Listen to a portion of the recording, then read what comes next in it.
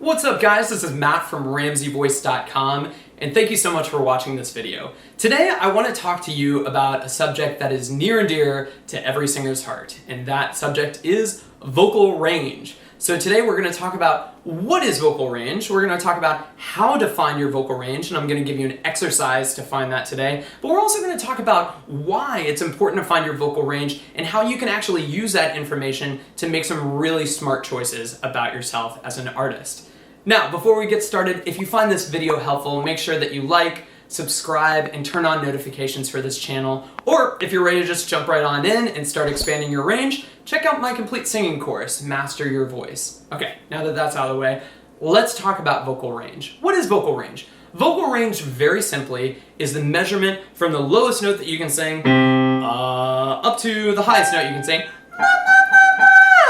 Now, how is vocal range written? Vocal range is usually written as a letter followed by a number with a dash, and then also another letter and another number. Now, what does all of that mean? That usually means that the letter, not usually, but the letter always means the note that's at the lowest part of your voice. So for instance, in the example that I just gave, I sang a C in the third octave, so C would be the first letter there. And the highest note that I sang was a G in the fifth octave. So that tells you right there exactly how to write your vocal range. You've got the letter with the octave number next to it, so C3, up to G in the fifth octave, G5. Now, there's a lot of what I would call like octave confusion out there in the YouTube world right now. So when I'm talking about C3, I'm talking about the C below middle C. So this is middle C or C4. And here is the C3 below that. And when I say a G in the fifth octave, I actually mean the G in the octave above C5. So there's C5, and G5 is on top of that. So now that we got that straight, let's talk about why it's so important to find your range. Well, it's obvious that you want to find your range because it's good to know how low or how high you can sing. And I've even seen some people get kind of competitive about it. I'm like, I can sing an E7. I'm like, can you really? Or is it just whistle register? And they were like, hey, it's in my head voice. Okay, sure, it's totally fine.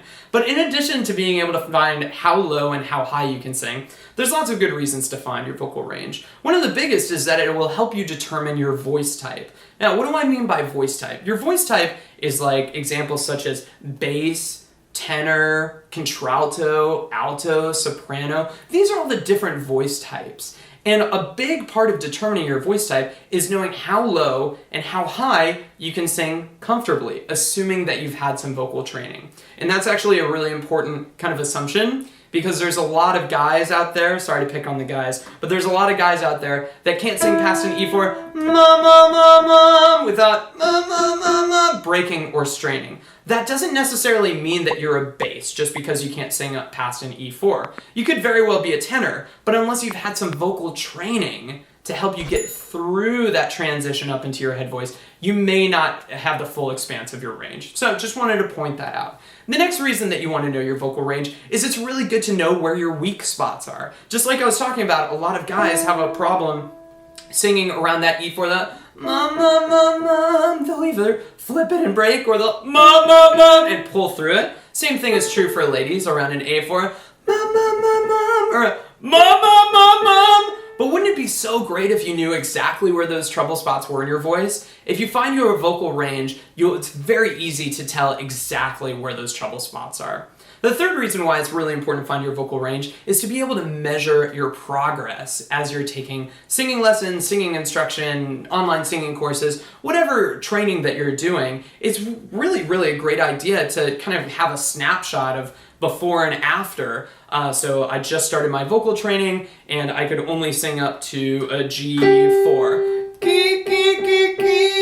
Well, maybe with some training it turns into a and it's actually the B flat above that that's a little bit tight now. Well, if I know what my vocal range is beforehand, then I'll know that I've actually gained 1, 2, 3 half steps. And even though that doesn't seem like a lot to the untrained ear, it gives you a lot more options with the songs that you choose. And that's actually the final reason that you want to find your vocal range, is because it's so important to know your range when you're finding songs that fit your voice. So to go back to the example that I just gave, if I can only sing onto a G, and it's a little bit tight, then I might not choose a song that's going to go right for that. However, if I'm doing some vocal training and I'm working with a teacher that I trust, I can definitely work on a song like that and improve it over time. But if I have a gig tomorrow night, I'm probably not going to choose that song. I might choose a song that's a little bit lower, a little bit more in my comfort zone. So now that you understand all the good reasons that you want to find your range, I'm going to give you a really simple exercise to find it in probably less than a minute.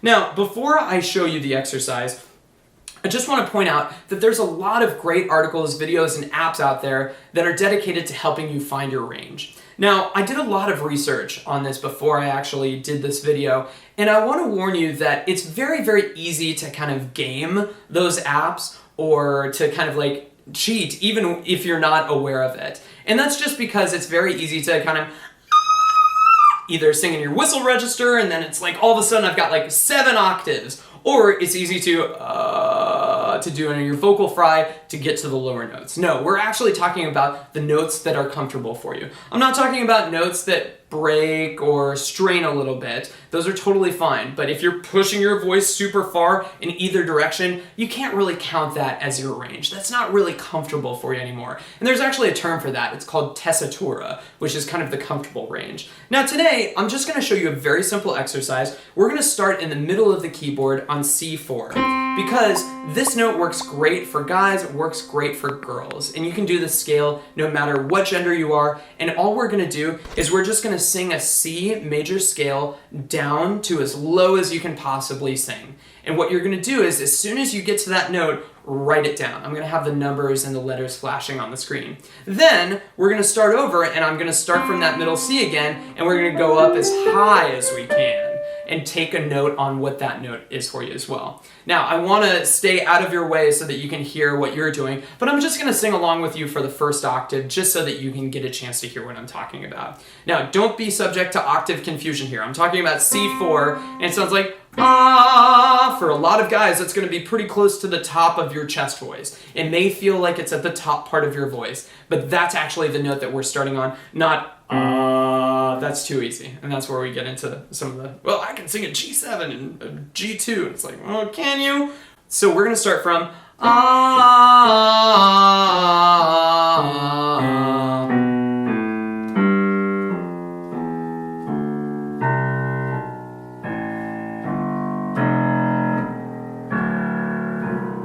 Good.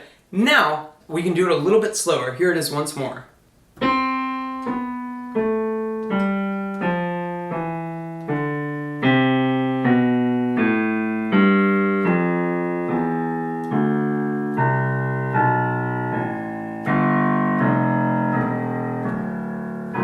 Be pretty amazing if you could hit that low C. Now, we're going to do the same thing. Ladies and guys, you're going to be right with me here again, starting from C4. And this time we're going to go up. So we're going to walk our way up to the top note. And again, I'm just going to sing that first octave for you so you can really hear yourself, pay attention to what's going on in your voice. Guys, it's going to be very tempting for you to break on the 3rd or the 4th note here. Ladies, probably around the 6th note in this scale. So just pay attention to that as well. And you can even mark down where your break is too. But remember, we're going to sing through that just as long as you're not super pushing your voice, you can still count it in your range. So we're going to start from from C4. So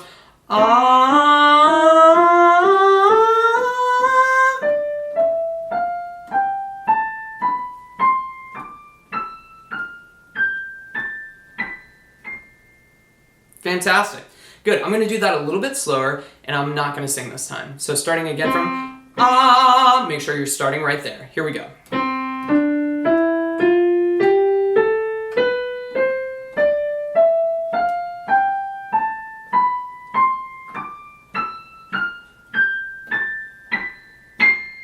Excellent job, guys.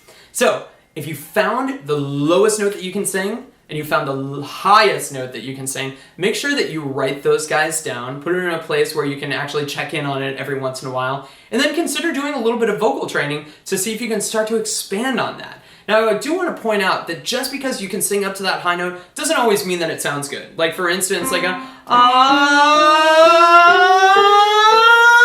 yeah, I made it up to that C5, but does it sound really good? Well, if it doesn't, then you can do some exercises like a to make sure that each of those is sounding its very best. After all, what's the point of vocal training if we're not actually improving? Otherwise, it's just numbers on a page. You actually want to sing as best as you can. So I hope that you guys have felt this exercise was very helpful for you, and happy singing.